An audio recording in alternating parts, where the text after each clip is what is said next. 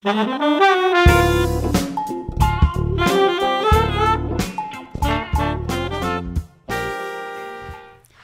there, this is Vince of vinceprep.com and Agos Consulting. 16 stories, failure examples. Option A. I'm going to give several options and then I'm going to dive deeper into the story that you guys seem to want to hear the most. So this one is a failure story where basically I overpromised and under-delivered. Let me explain what happened here. We started a financial aid advocates office, or I think it was called the Stanford Financial Aid Advocacy Office. I always seem to be part of organizations with terribly long and not easily remembered acronyms. The FAAO, Financial Aid Advocacy Office. Anyway, it seemed like a good idea at the time, and it was actually a good idea. The student government agreed to let us start this sort of project-based group within the student government at my college, Stanford University. This was in my senior year. I was curious about financial aid. I was fortunate in the sense that I had I did not need financial aid. I had the family resources to help to pay for my costs at school, and I was very grateful for that. But lots of my friends struggled with understanding financial aid. It seemed a bit arcane. It seemed and definitely seemed burdensome. People graduated with high levels of student debt. People were not able to do certain things because of their financial aid situations.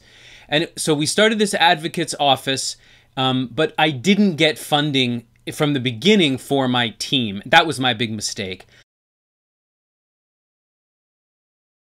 I promised this group of 4 volunteers who were underclassmen and women who were interested in student government. They were great and they worked really hard. And I told them from the beginning, look, we're going to try to get you a salary sort of retroactively.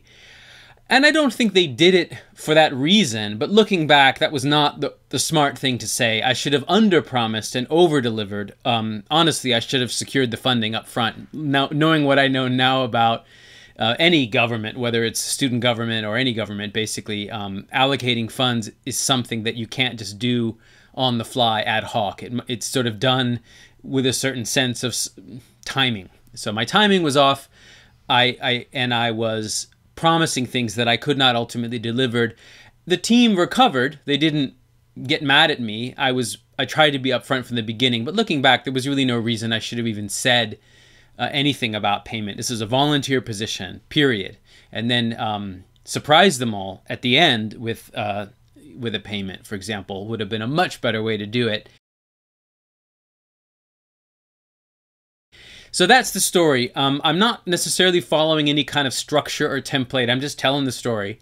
If you guys like this one, if it gets a good response, I'll come back and analyze it, structure it a little bit, and give you guys some tips on how different ways this story could be told, and also different questions for which this type of story could be an answer. But before that, I'm going to give out a few more potential examples and then see which one seems to resonate the most.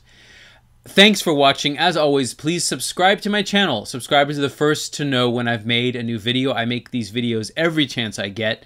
I really appreciate your time and attention. Best of luck with your interview, and bye for now.